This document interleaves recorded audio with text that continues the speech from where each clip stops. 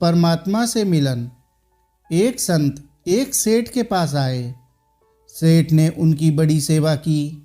उनकी सेवा से प्रसन्न होकर संत ने कहा, अगर आप चाहें तो आपको भगवान से मिलवा दूं। सेठ ने कहा, महाराज मैं भगवान से मिलना तो चाहता हूँ, पर अभी मेरा बेटा छोटा है, वह कुछ बड़ा हो जाए तब चलूँगा।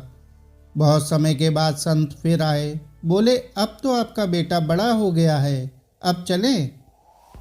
सेठ, महाराज उसकी सगाई हो गई है, उसका विवाह हो जाता, घर में बहू आ जाती, तब मैं चल पड़ता।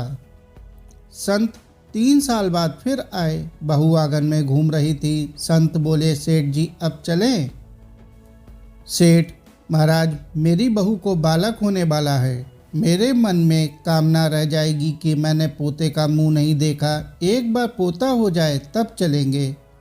संत पुनः आए। तब तक सेठ की मृत्यु हो चुकी थी।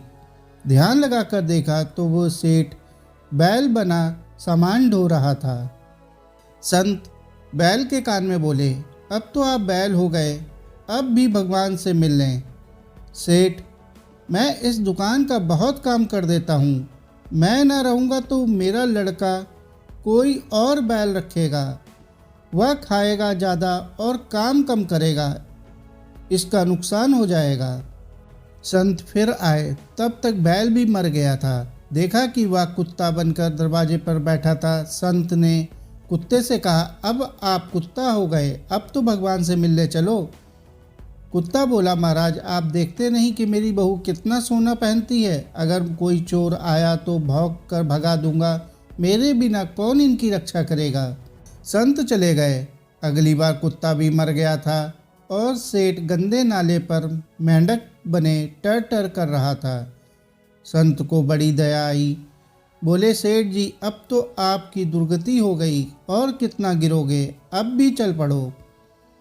मेंढक क्रोध से बोला, अरे महाराज मैं यहाँ बैठकर अपने नाती पोतों को देखकर प्रसन्न हो जाता हूँ, और भी तो लोग हैं दुनिया में, आपको मैं ही मिला हूँ भगवान से मिलवाने के लिए। जाओ महाराज, किसी और को ले जाओ, मुझे माफ़ करो। संत तो कृपालु हैं, बार बार प्रयास करते हैं, पर उस सेठ की ही तरह दुनिया वाले भगवान से मिलने की बात तो बहुत करते हैं, पर मिलना नहीं चाहते। साथियों, कहानी को अंत तक सुनने के लिए आपका बहुत बहुत शुक्रिया। कहानी अच्छी लगी हो तो कहानी को लाइक और चैनल को सब्सक्राइब कर लें। धन्यवाद।